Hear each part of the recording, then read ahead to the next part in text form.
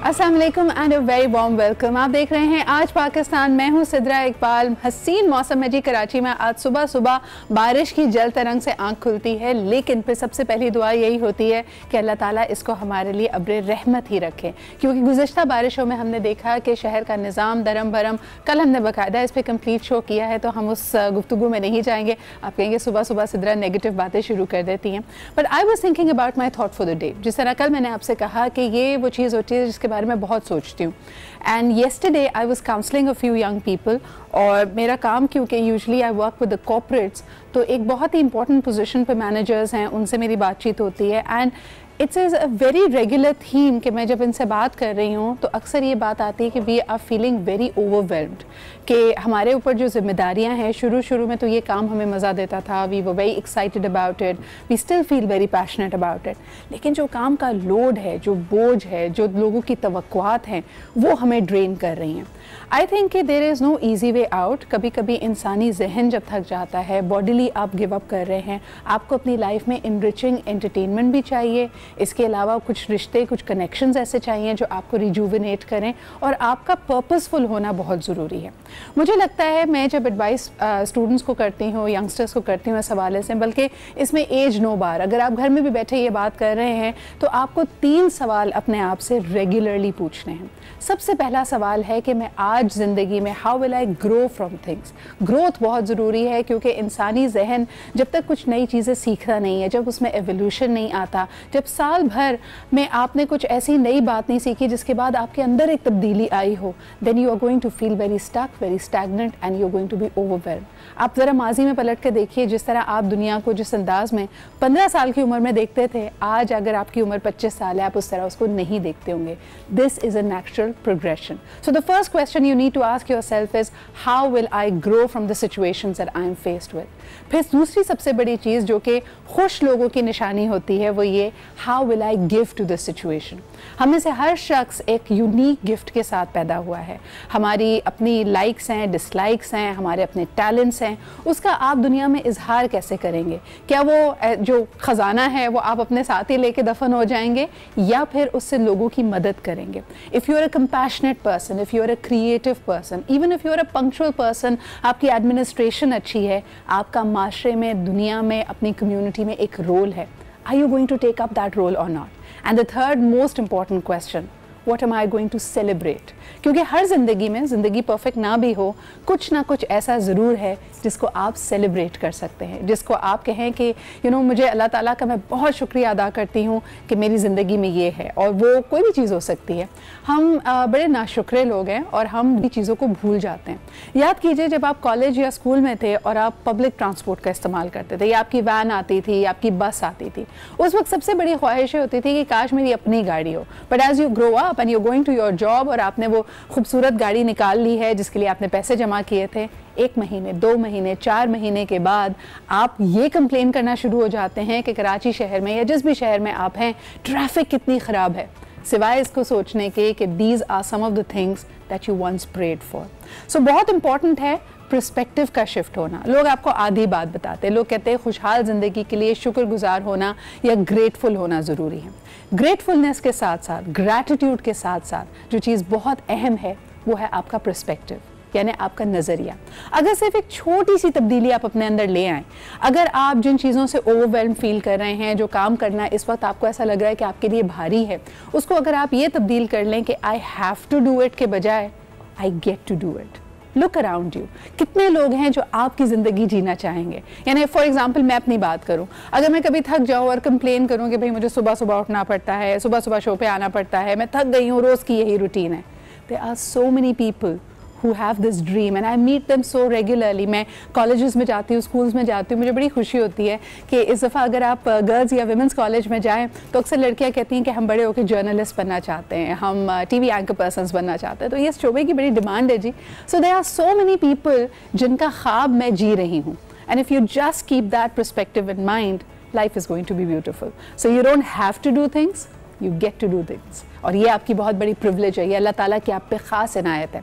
इसी उम्मीद के साथ कि आप जिस भी चीज़ को आज देखेंगे, आज अगर आप खाना भी बनाने जा रही हैं अभी किचन में और मुझे ही खाना बनाना पड़ता है, इसके बजाय ये देखिए कि आपको ये मौका मिल रहा है, आपके पास ये सलाहियतें, ये सहूलतें, ये वसाइल मौजूद हैं कि आप बिना कहे, बिना किसी से मांगे, बिना किसी के दर पे जाए अपने लिए, अपनी फैमिली के लिए कुछ मज़ेदार सा बना सकती हैं। So small things, be grateful for that. एक छोटा सा ब्रेक लेते हैं, ब्रेक के बाद वापस आएंगे। मेरा फेवरेट सब्जेक्ट जी यही productivity, how do you make your self more productive, इस पर बात करेंगे। Will have the expert and a motivational speaker with us, so stay with us and keep watching Aaj Pakistan.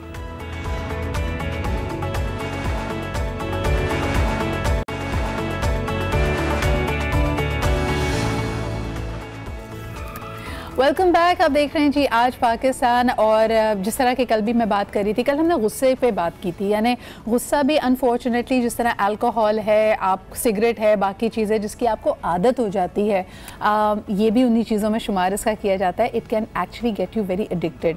आपकी बॉडी में जो हार्मोन्स, जो केमिकल्स रिलीज़ होते हैं, उसका आपको एक हाई मिलने लगता है। और जाहिर सी बात है, छोटी छोटी चीज़ें हो सकती हैं जो आपको गुस्सा दिलाएं। मिसाल के तौर पे मेरे कैमरे के पीछे हमेशा बड़ी मूवमेंट रहती है और उस पर मैंने अब गुस्सा करना छोड़ ही दिया है। लेकिन हमारे साथ जो मेहमान मौजूद हैं उनसे मैं आपको इंट्रोड्यूस कराती हूँ। हमारे साथ हैं जी ओवैस रब्बानी, इनको आप अपनी टेलीविज़न स्क्रीन्स पे देख चुके हैं। माशाल्लाह रमज़ान ट्रांसमिशंस रेगुलरली होस्ट करते हैं। इसके अलावा जी जो हम नहीं जानते थे वो ये कि he is put a voluntary youth foundation together, this is called Jinnah का पाकिस्तान, जिसमें ट्रेनर्स, मोटिवेशनल स्पीकर्स और मुख्तलिफ स्पीकर्स जो अपने इस स्किल को, इस टैलेंट को होन करना चाहते हैं, उनको बुलाया जाता है। This is a 3 year long programme. और जो व्यूअर्स मेरे देख रहे हैं और उनको इसमें इंटरेस्ट है और ओवैस की पर्सनालिटी से, इनके गुफ्तगू के अंदाज से वो इम्प्रेस्ड हैं, तो you can get in touch with him. तो जी अस्सलाम वालेकुम Owais, thank you so much for joining us.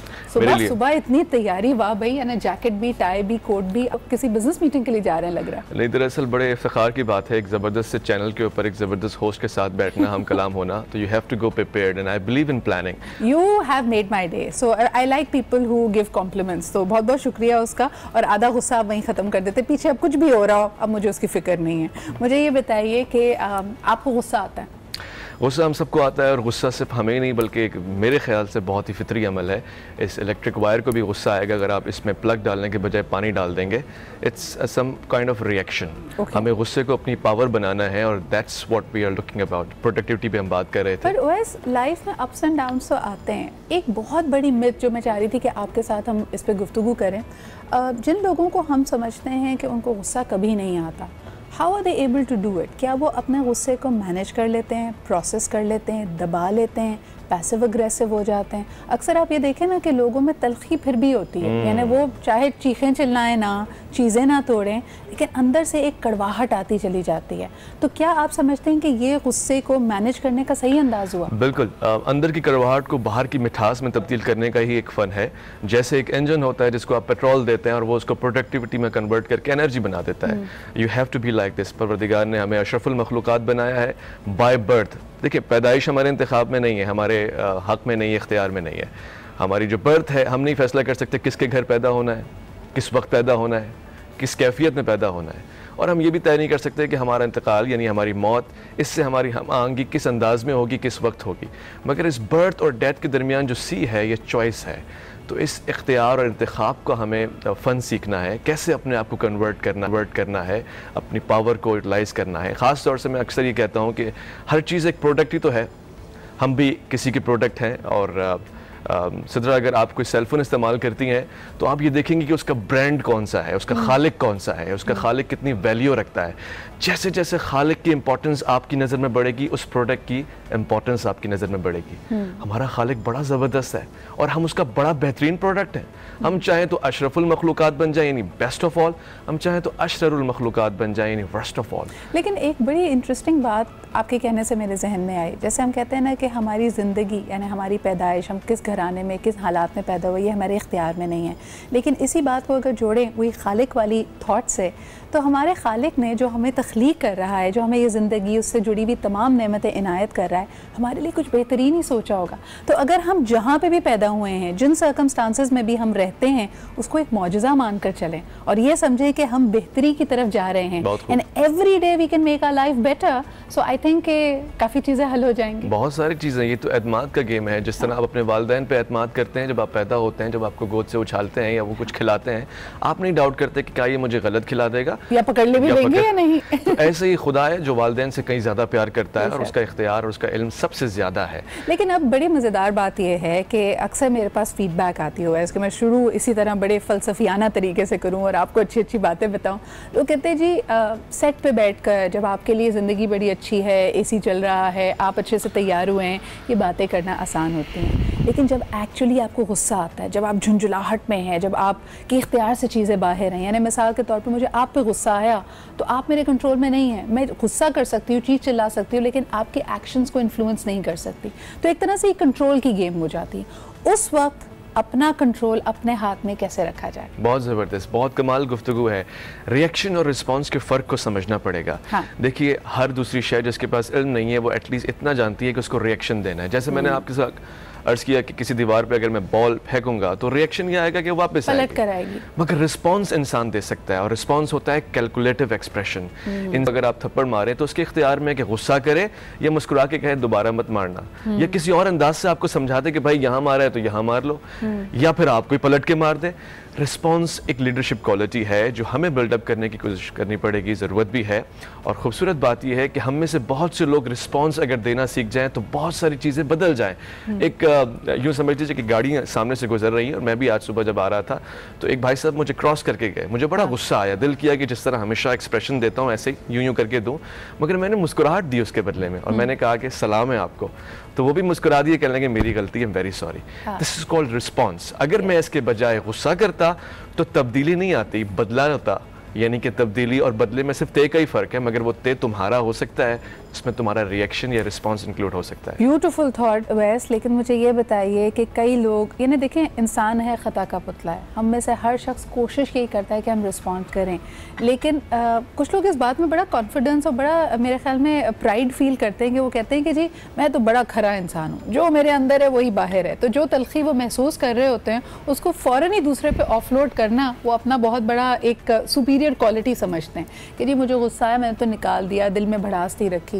ऐसी सिचुएशंस में आप क्या कहेंगे? हमारे रिश्तेदार जो अगर घर में जिनकी वजह से माहौल टेंस रहता है, जिनको गुस्सा बहुत जल्दी आता है और वो गुस्सा फिर एक फ्लड की तरह आता है कि उसमें फिर कोई बंद नहीं होता और आने वाली हर चीज़ को वो हिला जुला कर रख देता है, ऐसे लोगों के साथ रहा कैसे जाए?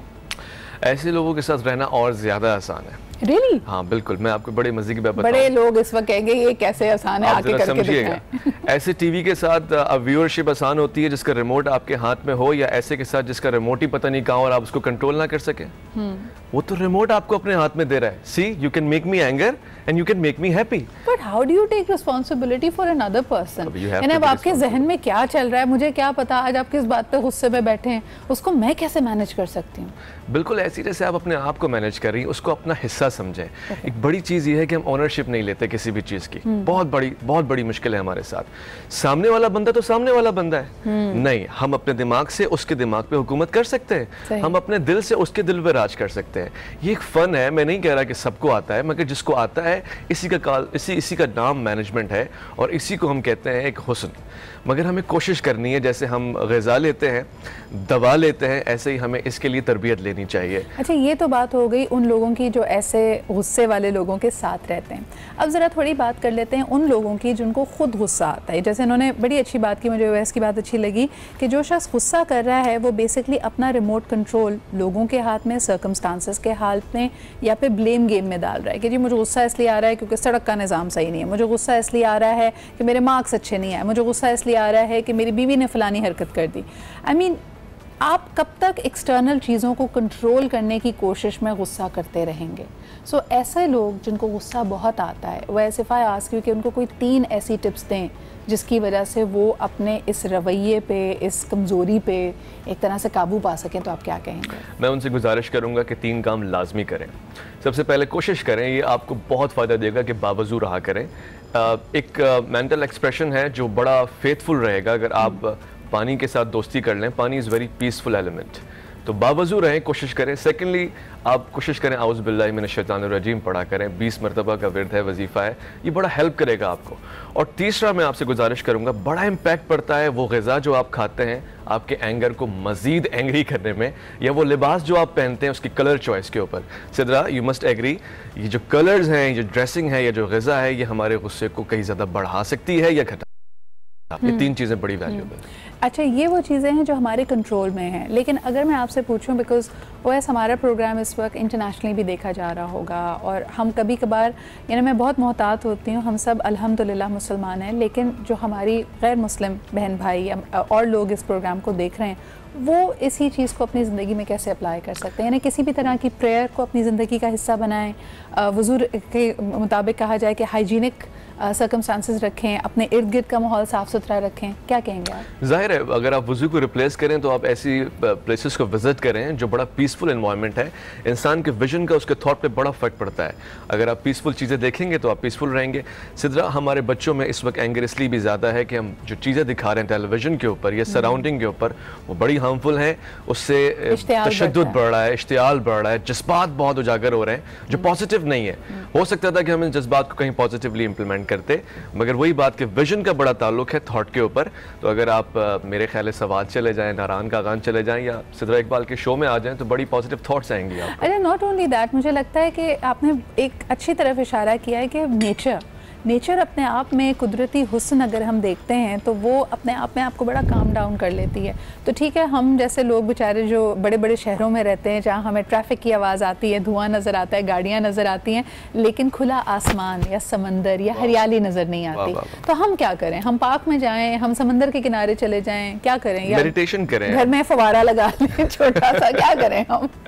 बाज़ वक़्त हसीन किताबें किसी हसीन मनाज़र या किसी हसीन वाक़े से कम नहीं होती, उनसे दोस्ती कर लें। किताब दोस्ती, कलम दोस्ती और इल्म दोस्ती बड़ा ज़बरदस्त पहलू है।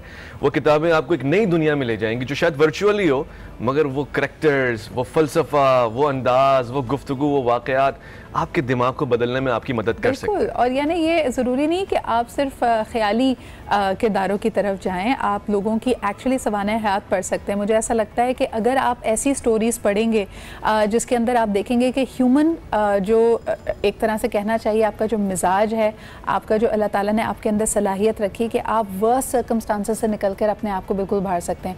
कल मैंने 2-3 बड़े ज़बरदस्त लोग डिस्कवर किए OS ऑनलाइन।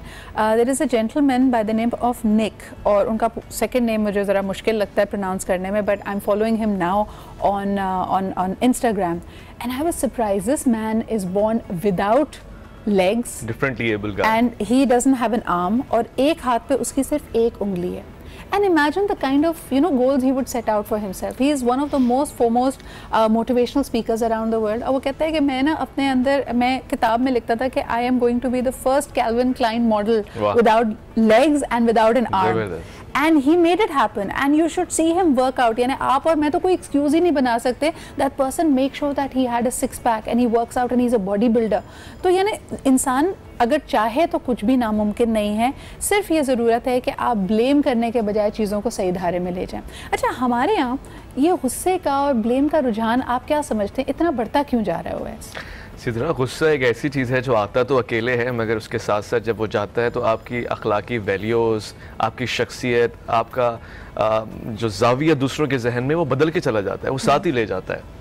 उसकी बड़ी वजह ये है कि हम जिस एनवायरनमेंट में रहते हैं, हमें ऐसा लगता है कि गुस्सा करने से, रौब डालने से हमारी वैल्यू बढ़ जाती है, जो कि बिल्कुल मुमकिन बल्कि मुस्बत भी नहीं है। किसी भी अंदाज से अगर आप गुस्से के साथ दोस्ती कर रहे हैं, याद रखिएगा एक बड़ा मशहूर कॉल है कि गुस्सा बर्दाश्त करना बिल्कुल ऐसे है कि जहर खुद पीना और मौत सामने वाले की हो जाएगी। मौत ज़रूरी नहीं है कि वो फिजिकल मौत हो, मगर उस कॉज की मौत हो जाएगी जिसकी वजह से वो आपको गुस्सा दिला रहा है।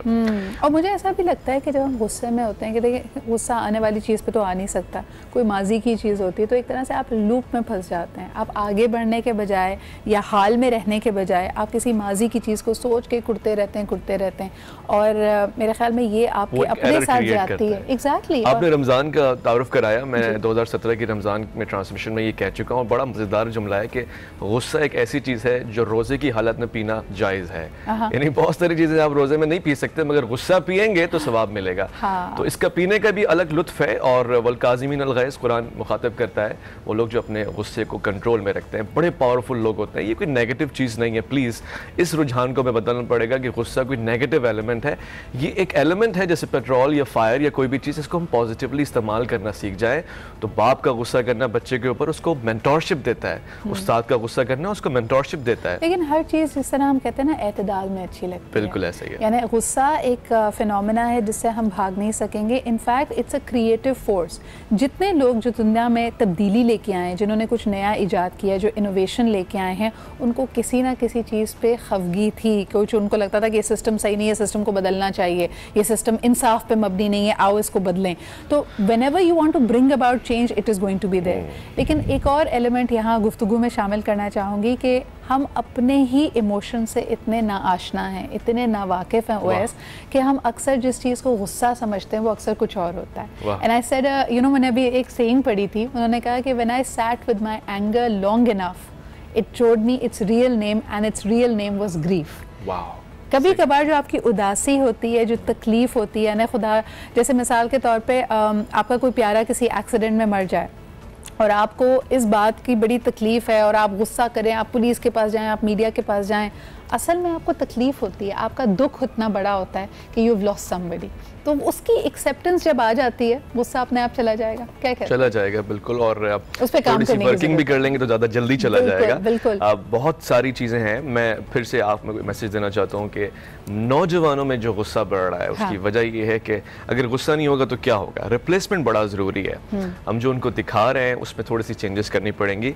बचपन से अगर हम उनको कार्टून दिखा रहे हैं और कार्टून में वो जो एंग्री बर्ड है मिसाल के तौर पे, तो हम क्यों एक्सपेक्ट कर रहे हैं कि वो बच्चा बड़ा होकर बड़ा पीसफुल बर्ड बनेगा? वो एंग्री बर्ड ही बनेगा। भाई अगर आप टॉम एंड जेरी भी देखते हैं, वो क्या चीज होती है जो टॉम जेरी के साथ नहीं करता और जेरी टॉम के साथ नहीं, यानी they will want to kill each other, कभी डायनामाइट से उड़ा देते हैं, कभी सर पे डंडा मार देते हैं। When you grow up watching that, obviously आपके अंदर इंतशार होगा। So thank you so much Owais for being here and what a wonderful start to my show. आज हमने बात की गुस्से के हवाले से, किस तरह आप उसको कंट्रोल कर सकते हैं, मैनेज कर सकते हैं। These emotions are natural but don't set them down and serve them tea, उनको गुजर जाने दीजिए, दैट्स मोस्ट इंपॉर्टेंट। अच्छा जी, आपको ये भी बताते चले, जैसे अभी ओएस ने टिप दी आपको कि घूमें फिरें, सैर करें, उससे भी बड़ा आपका जहनी तनाव रिलीज़ होता है। और सिंध में अब ये सर्विस शुरू की है SSP सजावल ने। अगर आप इस जगह ट्रैवल कर रहे हो, और अक्सर हम घबराते हैं, इस बात से खौफ खाते हैं कि कोई रास्ते में प्रॉब्लम हुई तो क्या करेंगे। So let's take a look at this report, जिसमें उन्होंने बताया कि अगर आपको कोई भी मसला हो तो आप इस सर्विस का इस्तेमाल करके कैसे उसको दूर कर सकते हैं। Let's take a look.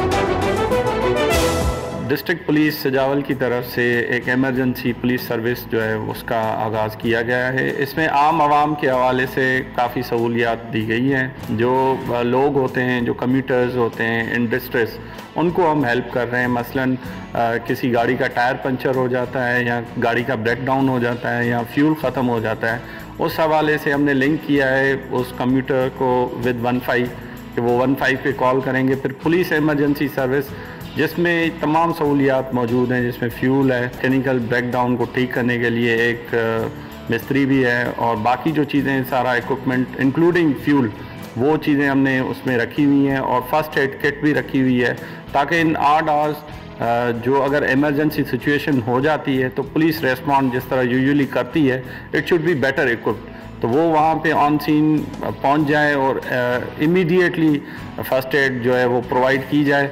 और जो ज़ख्मी हैं या गाड़ी का ब्रेकडाउन है, उसको ज़ख्मियों को फ़र्स्ट एड दिया जाए। और एम्बुलेंस के साथ, फायर ब्रिगेड के साथ, वो भी हमारा उनके साथ रब्ता पूरा जो है वो होता है। और वायरलेस सेट्स लगे हुए हैं और इमरजेंसी कॉन्टैक्ट नंबर्स हैं, और लॉग भी हम मेंटेन करते हैं कि जो चीज़ें हमने 1 महीने के अंदर जो फैसिलिटीज़ आम आवाम को दी हुई होती हैं, उनका भी हम पूरा रिकॉर्ड रखते हैं। तो ये हमारी एक कोशिश है कि हम पुलिस और आवाम के दरमियान जो गैप है उसको कम से कम करें, और जितनी गुडविल है वो हम अपने अच्छे काम से आम आवाम का ताउन और गुडविल जनरेट कर सकें।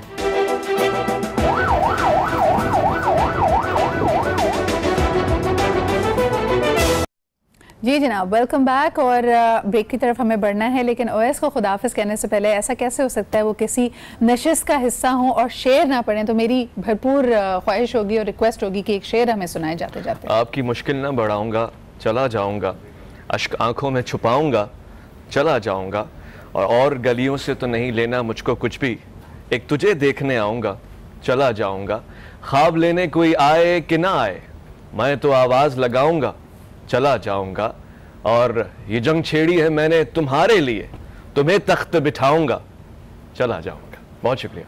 ये इन्होंने अपनी अगली आने वाली नशिस्त को पक्का किया है जी। आज पाकिस्तान, उन्होंने कहा हमें बुलाते रहिए इंशाल्लाह। OS will see you very soon again. एक ब्रेक लेते हैं, ब्रेक के बाद वापस आएंगे। Will continue the show, stay with अस।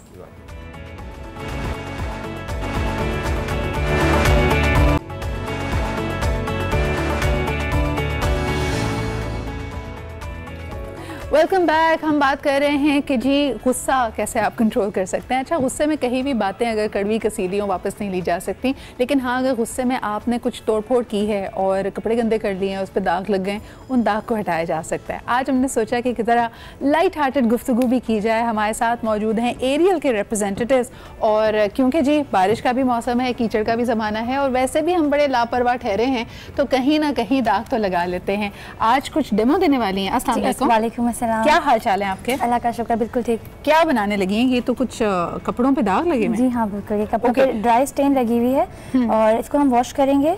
और एरियल से, न्यू एरियल का असल में दावा है कि एरियल वो वाहिद वॉशिंग पाउडर है जो कि सख्त दाग बेहतर निकालता है सिर्फ एक धुलाई में। अच्छा हाजर, लेकिन मुझे ये बताएं कि अक्सर तो हमारे कपड़ों पे अगर दाग लग जाता है हम फौरी तौर पे भागते हैं कि भाई उसको वॉश कर लें, ये ड्राइड दाग हैं, तो आप क्या लोगों को कह रही हैं कि अगर ऐसा कुछ हो जाए तो आपको फौरी भागने दौड़ने की जरूरत नहीं है, उसको ड्राई होने दे, घर में अगर एरियल होगा तो वो भी निकल जाएगा? एग्जैक्टली, एरियल अगर आपके पास मौजूद है तो वो कोई भी दाग हो, किसी भी किस्म का दाग हो, रोजमर्रा की जिंदगी में लगने वाले कोई भी दाग हो, वो एरियल निकाल देगा। ओके, जबरदस्त। करने क्या लगी है? ये बड़ी क्यूट सी यहाँ पे जरा सेटअप हुआ हुआ है। आप देखें जरा, ये प्यारी प्यारी छोटी सी वॉशिंग मशीन्स हैं, हमारे पास वॉशिंग पाउडर है और 2 अदद कपड़े हैं, जो कि इस वक्त हर कोई ये सोच रहा है अगर इतने से कपड़े पे से दाग निकालने हैं तो मैं भी कर सकती हूँ, लेकिन जी ये काम है सही डिटर्जेंट का यानी एरियल का। लेट्स फाइंड आउट कि ये डेमो किस तरह काम करता है। एग्जैक्टली जी। पहले तो मैं आपको ये बता दूं कि एरियल का दावा है, जैसे मैंने बताया कि एरियल दावा करता है कि वो सारे दाग जो है एक ही धुलाई में निकाल सकता है। तो यहाँ पर ये बात हम कैसे माने, सबको ये डाउट होता है ना कि हम इस बात को कैसे माने। तो इस बात को चैलेंज करने के लिए हम सब आज एरियल को चैलेंज कर रहे हैं कि देखते हैं कि वो दाग निकाल सकता है या नहीं। इसलिए सबसे पहले मैं इस पर लगा रही हूँ इंक का दाग। इंक का दाग यूजुअली वो दाग होता है जो कि बच्चे स्कूल जाते हुए, ट्यूशन जाते हुए अपने कपड़ों पे लगाते हैं। ये आपको भी पता है, सारे लोग स्कूल कॉलेज जाने वाले स्टूडेंट्स जो हैं वो मोस्टली इसको बहुत ज्यादा लगाते हैं। ओके, तो इसको हम जो है आपने जैसे अभी कहा था, ये दाग नहीं, ये तो पूरा उंडेला गया है इसके ऊपर। ओके, आपने मुझसे पूछा था ना कि सख्त दाग निकल सकता है या नहीं, तो मैं इसको और ज्यादा सख्त बना रही हूँ। सही, मैंने जो जब आपका लास्ट डे ऑफ स्कूल होता है, जब आप एक दूसरे पे इंक फेंकते हैं और उसके बाद अचानक से आपको ख्याल आया कि ओ मेरी तो छोटी बहन ने यही यूनिफॉर्म पहन के जाना है, तो आप उस वक्त एरियल का इस्तेमाल और सिर्फ यही नहीं, मजीद इसके साथ हमारे पास यहाँ 3 मुख्तलिफ किस्म के और दाग हैं, जैसे कि सालन है, लेकिन इसमें तो गुंजाइश ही नहीं है, बट हम इस पर लगाएंगे। आपको मैं यही दिखाना चाह रही हूँ, हमारा चैलेंज यही है कि जितने ही सख्त दाग क्यों ना हो वो एरियल बड़ा इंटरेस्टिंग है, मैं भी कर सकती हूँ। बिल्कुल बिल्कुल, आप डाल सकती हैं। ये देखें, ये डाला इस पे सालन का, ये वो काम है जिससे हमें मना किया जाता है और आज मुझे करने का मौका मिल रहा है। यानी कुछ मत गिराना सिद्रा, लेकिन आज हम गिरा सकते हैं चीजों को। अच्छा जी, ये क्या है? अच्छा, ये है सॉस का, जो जैसे समोसे पकौड़े वगैरह खाते हैं हम लोग, रिफ्रेशमेंट है दावतों में, तो ये कंपलसरी होता है। ये दाग लगाने के बाद रख लेना, मेरी टीम हमारे यहाँ जो समोसे आते हैं उसके लिए जरूरत पड़ेगी। चलिए ये भी डाल दीजिए। ये दे लें जी, ये हो गया। ठीक है भाई, ये भी हमने डाल दिया, इसको भी मैं मिक्स कर रही हूँ। पूरे कपड़े पे हमने इसको अच्छे से लगा दिया। अब हमारे पास है चाय, चटपटे दाग हो चुके हैं जी। चाय का दाग, चटनी भी लगा ली। ये क्या है जी? ये चाय, मिट्टी का दाग है। यानी पहले आपने अपने इंक गिराई, फिर आपने अपना खाना गिराया, फिर उसके बाद आपने चाय भी नहीं छोड़ी, तो आपने चाय भी गिरा ली। ये लें जी, होगी। ये ठंडी है, ये ना रखना, ये वापस ले जाए। ठीक है, तो आप देख सकती हैं कि इस पे मैंने दाग के ऊपर दाग लगा के इसको मजीद जिद्दी बना दिया है। ये गुंजाइश ही नहीं है, और अब तो मुझे लग रहा है कि ये तो नहीं साफ हो सकता। चलिए अब देखते हैं, तो हम वॉशिंग की तरफ चलते हैं। आप मुझे बताइए कि कौन सी पीस को एरियल में वॉश करें और कौन सी पीस को लीडिंग डिटर्जेंट में। दोनों ही काफी दागदार है, किसी भी डाल दें। चलिए, एक को मैं डाल दे रही हूँ एरियल में, ओके ओके, और दूसरे को हम डाल दे रहे हैं लीडिंग डिटर्जेंट में, ओके। अच्छा, अब हमारा सेगमेंट आ जाता है इसका एरियल डालने का या डिटर्जेंट डालने का। तो 1 चम्मच मैं इसमें न्यू एरियल डाल रही हूँ, जो कि ज़्यादा हरे ज़रात जिसके अंदर शामिल है और ये ज़्यादा बेहतर झाग बनाता है। साथ ही जो है ये सख्त से सख्त दाग सिर्फ 1 धुलाई में निकालता है। दूसरी तरफ मैंने डाल दिया लीडिंग डिटर्जेंट, मार्केट का लीडिंग डिटर्जेंट हमने इसमें डाल दिया, ठीक है। अच्छा, इसको हम कर देंगे 20 सेकंड के लिए लॉक और इसको फिर हम वॉशिंग पे डाल देंगे। अच्छा, यानी अक्सर जैसे कहा जाता है कि कपड़े भिगो दिए हैं, भीगने रख दिए हैं, वो एक इम्पॉर्टेंट स्टेप होता है। उसमें वो ऑक्सीडाइज होता है या इम्पोर्टेंटली वो जो दागों को ज़रा कमज़ोर बनाता है। जी ठीक है। अच्छा, इसको मैं 20 सेकंड के लिए वॉश करने के लिए स्टार्ट करूँगी, ठीक है। साथ ही जो है वो मैं आपको शेयर करना चाहूँगी 2 एडवाइस जी, कि अगर आप कपड़े धोते हुए इस बात का ध्यान रखें कि सफ़ेद कपड़े और रंगीन कपड़े अलग-अलग धोएं, तो हमेशा जो है वो कपड़े के ख़राब होने के चांसेस कम हो जाएंगे अगर आप इस बात का ध्यान रखते हैं तो। दूसरी एडवाइस ये है कि हमेशा जो डिटर्जेंट आप डालें उसकी मिकदार का ख्याल रखें। हमारा ये सजेशन है कि 120 ग्राम एक वक्त की धुलाई के लिए जो है वो परफेक्ट होता है। यानी तो एक जो आपका वॉशिंग पाउडर वॉशिंग मशीन का लोड है उसके अंदर 125 ग्राम 20 सेकंड कंप्लीट हो गए हैं, इसको मैं बंद कर दूंगी और अब हम चेक करेंगे कि हमारे रिजल्ट्स कैसे आए हैं। ठीक है, तो सबसे पहले मैं देखूंगी मशहूर पाउडर का रिजल्ट कि क्या मशहूर पाउडर ने दागों को साफ किया है या नहीं। ऑलराइट, ये तो यहाँ पे देखिए वो दाग का तो बाद में पता चलेगा। ये वॉशिंग पाउडर की स्मूदी बन गई है। अगर किसी के वैसे हालात हों तो हम इसको इस्तेमाल भी कर सकते हैं। वेरी गुड, ये आगे बाहर। ये है मशहूर पाउडर का रिजल्ट। आप थोड़ा सा इसको अच्छा देखिए, ये तो मेरे अच्छा, ये हम हटा देते हैं ना, जरा साइड पे कर देते हैं। This comes in the centre. Alright, ये आप देखिए ये तो हो गया। आप इस पे लगा दें, फिर उसके बाद मशहूर पाउडर का रिजल्ट है ये, दिखा देंगे। जो कि इसने कपड़े के दाग को साफ भी नहीं किया, पूरा कपड़ा खराब हो गया, कलर सारा जो है वो इसका खराब हो चुका है। अब हम देखेंगे new Ariel double action formula का रिजल्ट, जिसके अंदर ज्यादा हरे ज़रात मौजूद हैं जो कि बनाते हैं ज्यादा बेहतर झाग और देते हैं महकती खुशबू और सख्त दाग बेहतर निकालते हैं, वो भी सिर्फ एक धुलाई में। तो हम यहाँ निकालने लगे एरियल का रिजल्ट।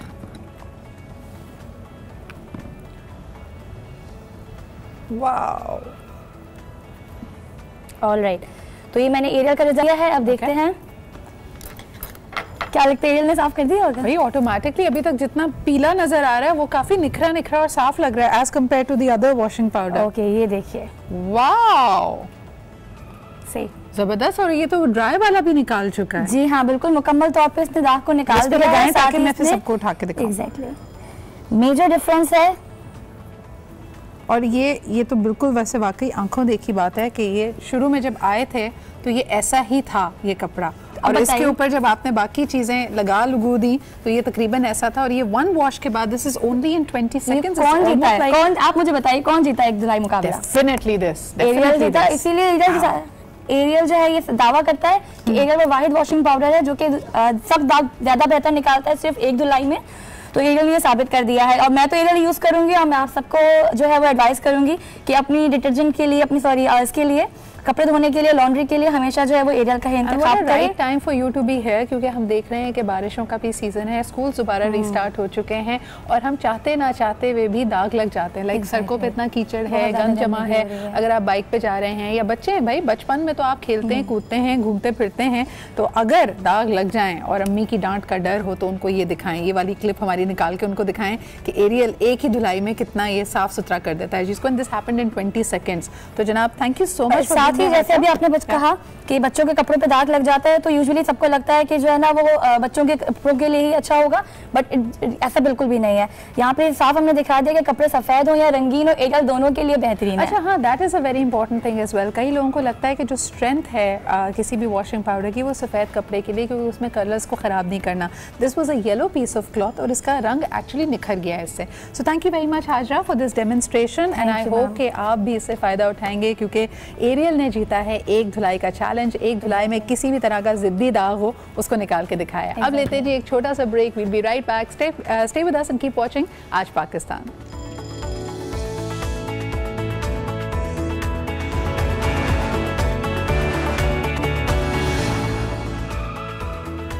Welcome back. आप देख रहे हैं आज पाकिस्तान और हम अक्सर बात करते हैं जी, आपको एंटरटेनमेंट रिक्रिएशनल ऑप्शंस देते हैं। कहा जा रहा है कि पाकिस्तानी मूवीज़ को सपोर्ट करना अच्छी बात है, बिकॉज ऑब्वियसली इसमें वो टेक्निकल एक्सपर्टीज़ तो नहीं होगी जो हम एक्सपेक्ट करते हैं, ख़ास तौर पे अगर हम बेंचमार्क करने लगे हॉलीवुड या बॉलीवुड की मूवीज़ को। But this is a nascent industry और हम सबकी ये कोशिश होनी चाहिए कि हम अपने अदाकारों को, अपने डायरेक्टर्स को जो उनकी अच्छी काविश है उसको सपोर्ट ज़रूर करें। तो जी बकरा ईद से पहले हमने देखा कि 3 बड़ी मूवीज़ आई और बकरा ईद से कुछ रोज़ कबल ही, कुछ हफ्ते कबल ही एंटरटेनलिस्ट, ख़ास तौर पर मूवी क्रिटिक हैं और इसके अलावा she has her own YouTube channel जिसमें ये मूवीज़ को रिव्यू भी करती हैं। अस्सलाम वालेकुम Kaukab, thank you so much for joining us. Thank you. मुझे ये बताएं कि मूवीज़ आपका पैशन है या अब बीट हुई है और अब पाकिस्तानी मूवीज़ आने लगी हैं तो आपका ये काम है? बिल्कुल दोनों है। So you have found your work in your passion, which is a great proposition to have. बिल्कुल। अच्छा, मुझे ये बताएं, सबसे पहले बात करते हैं chronologically, तो बाजी सबसे पहले रिलीज हुई। People were looking forward, कई लोगों ने इसको डब भी किया as मीरा's comeback। आपने इस मूवी को कैसा पाया? And we are trying to stay away from spoilers। हम आपको मूवीज रिवील नहीं करेंगे, उसके कोई खास जो ट्विस्ट हैं वो नहीं बताएंगे, but we'll talk about the performance, the treatment, the script itself। So बाजी। अच्छा, बाजी को अगर हम ये कहें तो ये पाकिस्तान की जो रीसेंट हिस्ट्री है मूवीज़ की, फिल्म की, जो हम कहते हैं जिसको के रिवाइवल है, उसके अंदर बाजी इज़ वन ऑफ इनकल है एक्टिंग का, डांस का, एक्सप्रेशन, जो तासरात उन्होंने दिए हैं वो मतलब बहुत कमाल के, मतलब मज़ा आ गया। वेरी इंटरेस्टिंगली जब ये मूवी आई और ये सारी कंट्रोवर्सी आगे बढ़ी, तो अगर इसका एक पैरेलल ड्रॉ करें Kaukab, and I think you might agree with me over here because I am a big movie buff as well, जब दिल तो पागल है आ रही थी, so people and especially the critics had completely written off Madhuri, saying कि जब इनकी as बढ़ गई है, इनकी परफॉर्मेंस में वो दम नहीं रहा, ये डांस नहीं कर सकती, एंड व्हेन दिल To Pagal Hai came out and the blockbuster it became, तो वही वाली बात कि it was a good response. In fact वो अगर क्लिप लोगों ने देखी हो, Madhuri when she was receiving the Filmfare awards, उन्होंने कहा भी था ये this is for all the critics who had written me off, जिन्होंने कहा था मैं परफॉर्म नहीं कर सकती, मैं एक्टिंग नहीं कर सकती। डू यू फील कि it is the same for Mahira? होना चाहिए बिल्कुल। अच्छा, बिलाल अशरफ के बारे में क्या कहेंगे? How was he in the movie? He has come of age, मतलब बहुत ज़्यादा उन्होंने इतना इम्प्रूव, जैसे आप कहते हैं ना 180 डिग्री का, उन्होंने बहुत मेहनत की है और फिर वही वाली बात आती है कि good team, if you are with a good team तो आप बहुत अच्छा काम कर लेते हैं। See, there is no doubt that Bilal is one of the better looking men in Pakistan और उनकी लुक्स की वजह से वो हमेशा फोकस में रहते हैं। एक चीज़ जो मुझे लगा, मैंने सोशल मीडिया पे नोट की कि उनको बैकलैश हो रही है कि सिर्फ पाकिस्तान में रिलीज हुई है, बाकी 2 मूवीज जो अगर हम सुपरस्टार और उसकी बात करें उनकी वर्ल्ड वाइड रिलीजेस हैं, लेकिन अगर सिर्फ पाकिस्तानी बॉक्स ऑफिस की बात करें, इन चारों मूवीज में से which has been the best performer? देखिए, अभी तो इनके रिजल्ट्स आ रहे हैं और अभी तो इनका टेस्ट मंडे से शुरू हुआ है, क्योंकि अभी तो वो ईद वाली छुट्टियां थी, तो वो ईद की छुट्टियों वाले लोग आ रहे थे। नाउ अब मंडे से जो बाकी जो रियल सिनेमा गोयर्स हैं, और मैं भी शायद दोनों फिल्में दोबारा देखूं जाके। हाँ, जरा आप सुकून से अगर देखना चाहते हैं, नाउ इज द टाइम। और वो लोग खास तौर पे जिनको ना एडवांस बुकिंग मिल रही थी, ना टिकट्स मिल रहे थे, now is your chance. Thank you so much Kaukab, and we like to do this regularly. At least हम एक दफा महीने में तो जरा एंटरटेनमेंट की दुनिया पे भी नजर डालें ना, कि फिल्मों में, ड्रामों में क्या हो रहा है। हम रोज हेडलाइंस ही डिस्कस करते रहते हैं यहाँ पे। बहरहाल जी, बहुत बहुत शुक्रिया आपका यहाँ पे मौजूद होने का। इंशाल्लाह आपसे दोबारा मुलाकात होगी। अभी लेते हैं एक ब्रेक के बाद वापस आएंगे। Stay with us and keep watching Aaj Pakistan.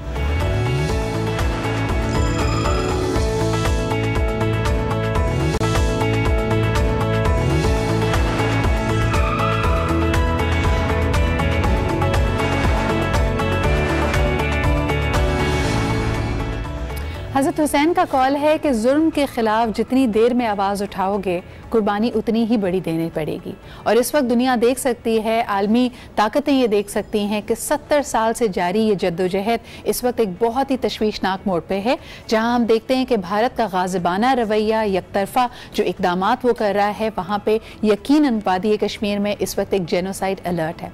इस पर एक बहुत ही ठोस और एक बहुत ही अहम फैसला लेते हुए इस वक्त हम देख सकते हैं कि ब्रेकिंग न्यूज़ ये है कि वज़ीर आज़म इमरान खान साहब ने न्यूयॉर्क टाइम्स को इंटरव्यू देते हुए कहा है कि अब मज़ाकरात की कोई इम्कानात नज़र नहीं आते, क्योंकि जिस तरह हम देख सकते हैं कि भारत के रवैये में, उसके जो इक़दामात हैं उसमें कोई लचक नहीं है, कोई सुनवाई नहीं है कश्मीरियों की। तो यकीनन पाकिस्तान अपना ये रोल समझता है और बहुत ही अहम किरदार इसमें अदा करेगा कश्मीरियों की आवाज़ आलमी ताकतों तक पहुँचाने के लिए। इस वक्त हमारे साथ मौजूद हैं हमारे फॉरेन मिनिस्टर जनाब शाह महमूद कुरैशी साहब इज़ ऑनलाइन विद अस, और अब जाने कि इस वक्त सिचुएशन किस तरह आगे बढ़ रही है। बहुत बहुत शुक्रिया शाह महमूद कुरैशी साहब हमें ज्वाइन करने का दिस मॉर्निंग। इस वक्त आप क्या समझते हैं कि पाकिस्तान ने तमाम ही पॉलिटिकल और सफारती तरीकों से भारत को मज़ाकरात की मेज़ पर लाने की कोशिश कर चुके हैं और अब इसमें कोई इम्कानात आपको नज़र नहीं आ रहे? सिद्रा, एक साल हमने मुसलसल कोशिश की कि भारत को बावर कराया जाए कि गुफ्तगू शदीद से हम कश्मीर के मसले पे गुफ्तगू करना चाहते हैं। वो हमारी बात को संजीदा ना लेते रहे, क्योंकि अब जाहिर हो गया उनका अपना एक प्लान था, उनकी अपनी सोच थी। अब सूरत हाल ये है कि मज़ाकरात पुजा अब तो एक दुनिया में नामी ग्रामी एक NGO है जिसको जेनोसाइड वॉच कहते हैं जी। और जेनोसाइड वॉच ने कश्मीर की सूरत हाल को सामने रखते हुए कश्मीर पर एक जेनोसाइड अलर्ट जारी कर दिया है। माफ कीजिए। और उस अलर्ट उन्होंने ऐसे बिला वजह नहीं किया। उन्होंने कहा है कि हमारा एक तरीकाकार होता है, हम देखते हैं रिस्क फैक्टर्स क्या हैं। और प्रोफेसर बाबरा हैं, उन्होंने उनका एक बेंचमार्क्स मुरतब किए हैं और वो इस वक्त जो अर्ली वार्निंग है हम देना चाह रहे हैं दुनिया को, क्योंकि जितने रिस्क फैक्टर्स हैं उस क्राइटेरिया के मुताबिक वो फुलफिल होते हैं जी। वो कह रहे हैं कि 10 स्टेजेस हैं जेनोसाइड की जो हम एसेस करते हैं और उसमें हम देखते हैं क्लासिफिकेशन को, हम देखते हैं सिंबलाइजेशन को, हम देखते हैं डिस्क्रिमिनेशन, हम देखते हैं प्रोसिक्यूशन को, हम देखते हैं पोलराइजेशन को, हम देखते हैं प्रिपरेशन को, हम देखते हैं एक्सटर्मिनेशन को और डिनाइल फैक्टर्स को। इन सब को जब हमने देखा और परखा तो हम इस नतीजे पे पहुंचे कि इस वक्त मकबूजा कश्मीर में जहाँ 17वां दिन है कर्फ्यू के निफाज को, अब वहाँ हम समझते हैं हालात ऐसे बन गए हैं कि हम जेनोसाइड अलर्ट कर रहे हैं।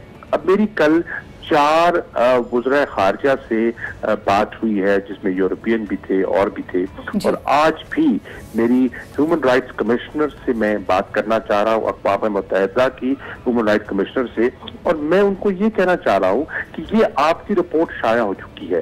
एक तरफ जेनोसाइड अलर्ट आ चुका है, दूसरी तरफ 17वें दिन का कर्फ्यू है।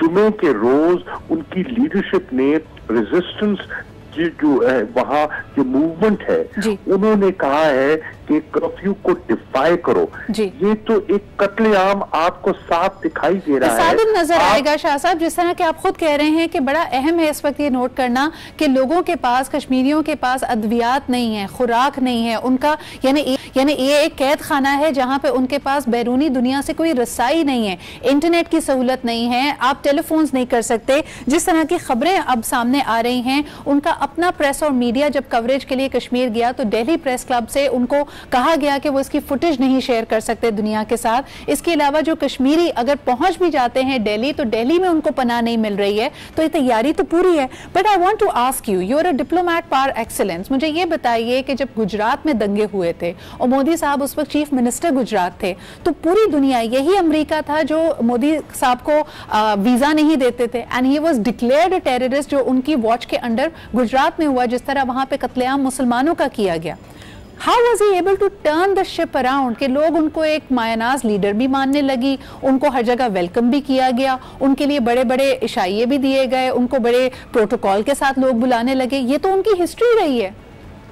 बजा कह रही हैं आपने बहुत सही निशानदेही की है कि यही गुजरात का मोदी जो दुनिया के सामने था, जिसको कोई हाथ मिलाना गवारा नहीं समझता था, जिसको कोई वीजा देना गवारा नहीं समझता था, आज वो क्योंकि इलेक्शन जीत गया है और आज हिंदुस्तान की वो नुमाइंदगी कर रहा है, तो आज सेट इन कर गई है जिसको अंग्रेजी में कहते हैं ना रियल पॉलिटिक, यानी कि हकायक अपनी जगह, लोग हकायक, देखिए मसल आपको मैं अर्ज करूं, हमें आज कहा जा रहा है कि जी मसला बड़ा संगीन है, सूरत हाल बड़ी पेचीदा है, हम उसको मॉनिटर कर रहे हैं, हम उसको ऑब्जर्व कर रहे हैं, लेकिन हम चाहते हैं कि दो तरफा गुफ्तगू से मामलात को हल किया जाए।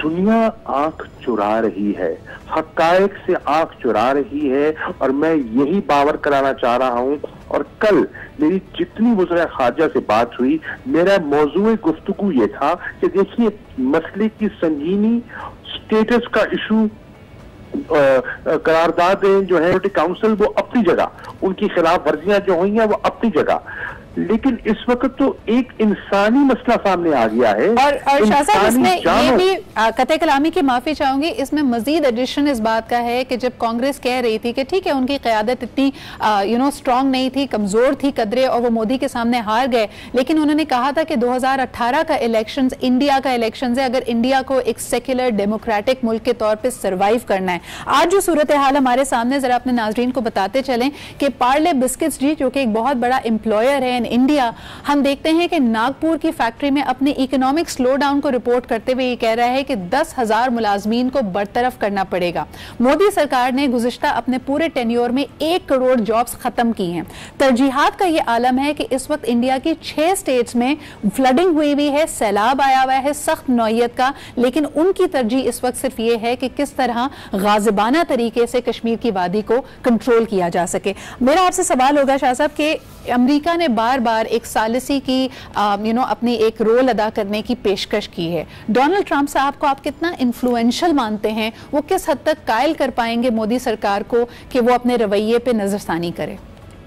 देखिए इसमें तो कोई शक नहीं कि वो इन्फ्लुएंशियल हैं, इसमें कोई शक नहीं कि अगर कोई भारत पे, हिंदुस्तान पे असरअंदाज हो सकता है तो वो सदर ट्रंप ही हैं। और उन्होंने ये भी फरमाया है कि वीकेंड पे उनकी मुलाकात होनी है वजीर आजम नरेंद्र मोदी से।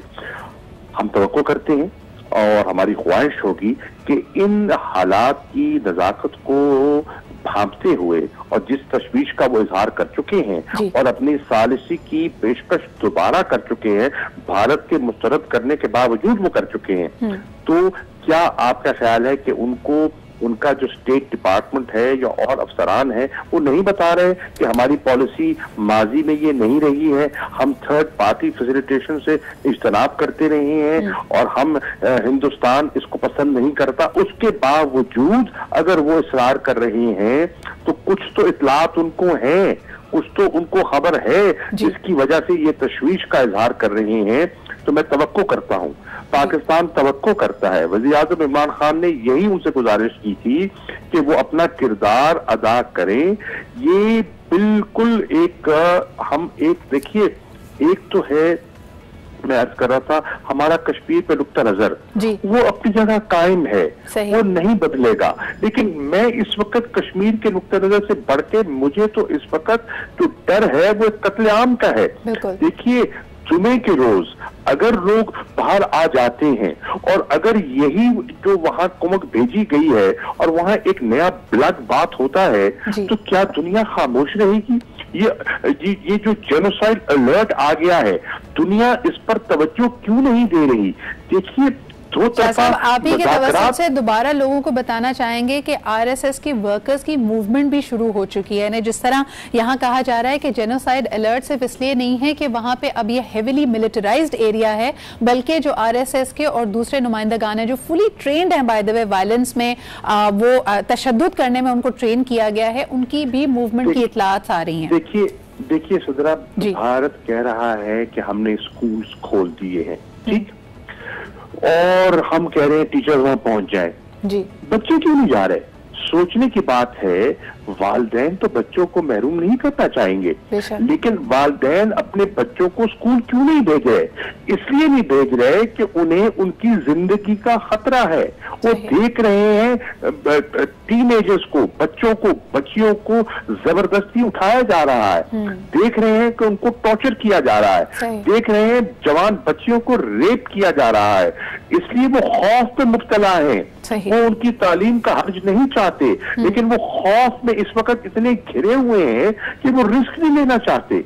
कभी आप देख रहे हैं, मेरा आपसे आखिरी सवाल होगा कि ये जरूरत इस बात की है यकीनन कि यूनाइटेड नेशंस सिक्योरिटी काउंसिल को, अमेरिका को, तमाम वो इंटरनेशनल कंट्रीज जो इस वक्त इन्फ्लुएंस रख सकती हैं इस जेनोसाइड को प्रिवेंट करने के लिए, इस रीजनल कॉन्फ्लिक्ट को प्रिवेंट करने के लिए, उनको सबको एक्टिव होना पड़ेगा और अपना अपना किरदार अदा करना पड़ेगा। थोड़ी सी बात अपने इंटरनल हालात की कर लेते हैं। पाकिस्तान में मेरा नहीं ख्याल कि हम में से कोई भी शख्स इस बात से इख्तिलाफ करता है, जो हमारा नुक्ता नज़र है मिनहसुल कौम बहैसियत एक मुल्क के अबाउट कश्मीर, लेकिन फिर भी हमने देखा कि पार्लियामेंट के फ्लोर पे, असेंबली के फ्लोर्स पे आपको तनकीद का, यानी मौजूदा हुकूमत को तनकीद का निशाना बनाया गया कि हमने क्या किरदार अदा किया है इसको प्रिवेंट करने में। इस वक्त अपोजिशन जमातों को आप कहाँ खड़ा देखते हैं? क्या उनके साथ आप कंसेंसस बिल्डिंग कर पाए हैं कि जो हुकूमती स्टांस है, जो पाकिस्तान का स्टांस है, वो या एक जबान होकर हम दुनिया के सामने रखें? मैं समझता हूं कि हम कर पाए हैं। देखिए, तनकीद ऑपोजिशन ने करनी थी और हमें उसके लिए तैयार रहना चाहिए। उन्होंने अपनी पॉलिटिकल पॉइंट स्कोरिंग किसी हद तक करनी होती है और ये सियासत है, मैं समझता हूं, मैं इस खेल में बड़े अरसे से हूं। अब सवाल ये है कि उसके तनकीद के बावजूद उन्होंने मुत्तफिका रेजोल्यूशन पर आमादगी जाहिर की और एक मुत्तफिका रेजोल्यूशन पास हुआ। ये एक पेशरफ्त है। तनकीद के बावजूद जो 17 अगस्त को मैंने मीटिंग बुलाई, उसमें ऑपोजिशन के नुमाइंदगान ने पार्टिसिपेट किया। ये एक मुस्बत पहलू है। तनकीद के बावजूद जो स्पीकर साहब ने national security committee, parliamentary national security committee का इजलास बुलाया, उसमें सब पॉलिटिकल पार्टीज, ऑपोजिशन की पार्टीज शामिल हुई और उन सब ने कहा कि कश्मीर के इशू पर हम हुकूमत के साथ हैं, हम हुकूमत के मौक़िफ़ की तायीद करते हैं। उसमें सब थे, मैं आपको किसका किसका नाम लूं, उसमें अपना ख्वाजा आसिफ साहब भी थे एन की तरफ से, उसमें शेरी रहमान साहिबा भी थी पीपल्स पार्टी की तरफ से, उसमें अचकजई साहब के सेनेटर काकड़ साहब भी थे, सब पार्टीज की नुमाइंदगी थी उसमें सिराजुल हक साहब भी थे, अमीर जमात इस्लामी थे। कौन सी पार्टी है जो वहां नहीं थी? तो ये एक खुशआइंद बात है कि पाकिस्तान की जितनी सियासी क़यादत है वो कश्मीर के इशू पर और इस जुल्म और बर्बरियत के खिलाफ यकजबा होकर आवाज उठा रही है। बिल्कुल। शाह साहब, एक आखिरी नुक्ता, और शायद आप इस पे थोड़ी सी वजाहत कर पाएंगे। इस वक्त पाकिस्तान की कोशिश है कि वो तमाम लोग जो इसमें कोई मस्बत किरदार अदा कर सकते हैं उनको इंगेज किया जाए। तो अगर हम देखते हैं माजी के हमारे वज़ीर आज़म भी रहे हैं जिनकी पर्सनल फ्रेंडशिप्स रही हैं मोदी साहब से, क्या उनको भी सालिसी के इस अमल में शामिल किया जा सकता है? शायद उससे कोई रास्ता निकले। मैं समझता हूं कि वो इस पोजीशन में इस वक्त नहीं है जो अपना किरदार अदा कर सकें, और वो आप मेरा इशारा समझ गई हैं कि प्रैक्टिकली उनका रसाई मुमकिन नहीं है और उनकी पार्टी मौजूद है, उनके नुमाइंदगान मौजूद है और वो अपना किरदार अदा कर सकते हैं अपनी पार्टीज और अपने नुमाइंदगान के जरिए। बिल्कुल, बहुत बहुत शुक्रिया शाह महमूद कुरैशी साहब हमारे साथ मौजूद होने के लिए। पाकिस्तान के फॉरेन मिनिस्टर हम कह रहे थे इस वक्त एक बहुत ही नाजुक और तशवीशनाक नहज पे पहुंच चुके हैं। पाकिस्तान और भारत के ताल्लुकात भी वादी कश्मीर को लेकर गाजिबाना रवैया है, यकतरफा इकदामात कर रहा है और जेनोसाइड अलर्ट जारी कर दी गई है इंटरनेशनल एजेंसीज की तरफ से, इंटरनेशनल NGOs की तरफ से, ताकि वो इस सिचुएशन की तरफ इशारा कर सकें, पूरी दुनिया को इस तरफ मबजूल करा सकें कि वादी कश्मीर में जो होने वाला है वो जुल्म और बर्बरियत की वर्स्ट मिसाल बन जाएगी। और क्या अक़वाम मुत्तहिदा, क्या आलमी बिरादरी हम सब आज 2019 में इस बात को बर्दाश्त कर पाएंगे कि आज ये कोई ऐसा ज़माना तो है नहीं कि हमारे तक रसाई नहीं है, हमारी वहाँ तक हमारी इंफॉर्मेशन नहीं मिल रही है। जो लोग इस पर नज़र रखे हुए हैं वो हालात की जो तशवीशनाक सूरत हाल है उसकी तरफ इशारा कर रहे हैं। तो ये बहुत अहम है कि द वर्ल्ड पेज नोटिस, क्योंकि हमने ये फैसला करना है कि किस किस्म की दुनिया होगी जो हम दुनिया में अपने बच्चों के लिए, अपनी आने वाले नस्लों के लिए छोड़ के जा रहे हैं। क्या ये लीगैलिटी की दुनिया होगी जहां पे कानून होगा, रेजोल्यूशंस होंगी और उसकी तमाम लोग पासदारी करेंगे, जहां लोगों को हक और आज़ादी के साथ जीने का हक होगा और उनकी आइडेंटिटी को, उनकी सिविल लिबर्टीज़ को सल्ब नहीं किया जाएगा? या फिर एक ऐसी दुनिया होगी जहां जंगल का कानून है, जहां पे might is right and a person like Modi जो कि नस्ल कुशी पे इस वक्त उतरे हुए हैं और जिस वक्त जेनोसाइड की तरफ बढ़ रहे हैं, they will have their way. So that is a question we all need to ask ourselves. इस वक्त बढ़ते हैं एक ब्रेक, वापस आते हैं, हमारे साथ रहिए और देखते रहिए आज पाकिस्तान।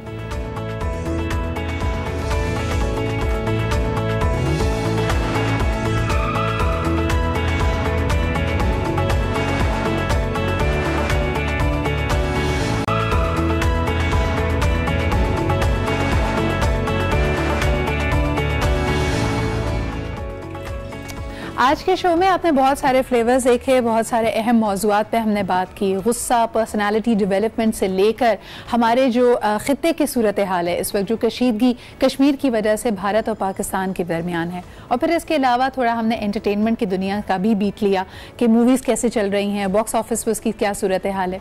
ये बात अहम है कि ज़िंदगी में इसी तरह के उतार चढ़ाव होते हैं, और जो ख़ास दिन आप अपनी ज़िंदगी में अगर पलट कर देखें, जो आपका सबसे खूबसूरत, सबसे बेहतरीन दिन था, sometimes it starts out to be very very ordinary। आपने उस रोज़ भी सुबह उसी तरह उठे होते हैं, शायद डांट खाकर उठे होते हैं, नाश्ते में वही चाय और पापा खाया होता है, लेकिन फिर ज़िंदगी में कुछ ऐसा घटता है, चीज़ें ऐसे आगे बढ़ती हैं कि वो दिन यादगार हो जाता है। And sometimes when we are looking forward to a day, उसमें बहुत सारी, जिसको हम कहते हैं ना मर्फीज़ लॉ इन एक्शन हो जाता है कि जो चीज़ ख़राब हो सकती है, जिस चीज़ के उलट जाने, पलट जाने, ख़राब हो जाने का अंदेशा होता है, वो सब हो जाता है।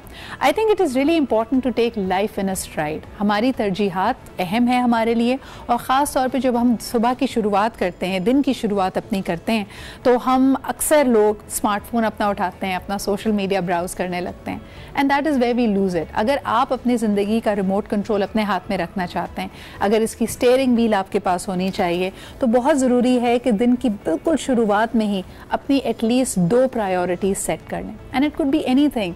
आप आज फैसला कर सकते हैं कि आप कोई बुरी आदत छोड़ देंगे, पैसे ज़्यादा जमा करेंगे, दूसरों के साथ अपना रवैया बेहतर करेंगे। You have to be the best version of yourself, और उसके लिए जो आप तरजीहात रख सकते हैं वो रखिए। ख़ास तौर पे अगर हम अपने बचपन के दिनों को याद करते हैं, अभी हम अच्छे दिन की बात कर रहे थे, तो हर शख्स ही अपने बचपन के रोज़ को बड़ा ही सुनहरा वक्त समझता है। लेकिन आज किसी बच्चे से अगर बात की जाए तो वो ये कह रहा होता है कि मुझे तो हर वक्त डांट पड़ती रहती है, मैं तो इसी इंतज़ार में हूँ कि बड़ा हो जाऊँ और लोग मुझे इस तरह ना डांटें और अपने मुताबिक ना चलाएं। तो जाहिर सी बात है कि जो आज गुजरता हुआ हमारा वक्त है, उसको हम अपने लिए बेहतरीन कैसे बना सकते हैं। बचपन के दिन ख़ास तौर पे खेलने कूदने के, एक्सपेरिमेंट करने के दिन होते हैं। आज यानी 2019 में बच्चों का बचपन बहुत मुख्तलिफ है। इसमें इंटरनेट है, इसमें गेम्स मुख्तलिफ तरह की हैं, और उनके पास वक्त कम होता है। हम तो जी स्कूल से आ जाते थे और काफ़ी हद तक हमारी छुट्टी हो जाती थी, लेकिन ट्यूशन्स, कोचिंग, इस टेस्ट की तैयारी, उस टेस्ट की तैयारी, ये हमारी ज़िंदगी में नहीं था। And that gave us enough time कि हम अगर मोहल्ले में या बिल्डिंग में या एक गली में जो बच्चे होते थे और एक जैसी एज के होते थे, तो याद है मुझे कि असर से लेकर मगरिब तक we were able to play outside. हमारा डेडलाइन मगरिब होती थी, जिसमें हमें पता होता था कि आप बेशक बाहर साइकिल चला रहे हैं, ऊंच नीच खेल रहे हैं, चोर पकड़म साथी खेल रहे हैं, या कोई भी और बर्फ़ पानी गेम खेल रहे हैं, you have to come back. और आज कहा जाता है, साइकोलॉजिस्ट और दुनिया भर के जो माहिर नफ्सियात हैं, सोशियोलॉजिस्ट हैं, कहते हैं कि वो जो सेंस ऑफ बिलोंगिंग होती है, वो जो आपके बचपन को एक यूनिक अंदाज मिलता है, उसका कोई नेमुल बदल नहीं है। सो आई विश कि आज के बच्चों के लिए भी ये चीज़ रिवाइव हो सके। तभी तो आप देखें, चाहे स्कूल कोई भी हो, वक्त कोई भी हो, साल कोई भी हो, लोग इस बात की बड़ी अहमियत देते हैं कि जो स्कूल के टाइम में रिसेस आवर आता है, और अगर आपका फ्री पीरियड हो, तो आज भी आपको पीटी का ही पीरियड चाहिए होता है। You don't want to have another library period, you don't want to have another chemistry period. तो आइए आपको एक दिखाते हैं एक पैकेज जो मेरे ख्याल में गुजरे दिनों की याद है, जब हम देखते थे कि गलियों की, मोहल्लों की रौनक ज़्यादा है। अब ये जो नज़ारा है वो बहुत कम देखने को मिलता है, छोटे कस्बों और मोहल्लों में मिलता है, और ख़ास तौर पे जब बच्चे ये देख रहे होते हैं कि जहाँ पे पार्क्स ना हो, और अगर वो क्रिकेट का शौक़ रखते हैं तो वो खेलते हुए नज़र आते हैं। यही खेल कूद बचपन है, ज़िंदगी है। Let's take a look at this package. जी जनाब, मोइंजोदड़ो में भी लोग मार्बल से खेलते थे, but this is it from us today. इंशाल्लाह ताला आपसे कल फिर मुलाकात होगी, लेकिन उम्मीद करते हैं कि आज का शो और इसमें जो मुख्तलिफ फ्लेवर्स है आपको पसंद आए होंगे। Do send me your feedback and comments on my social media. Until tomorrow, take good care, खुदा हाफिज़।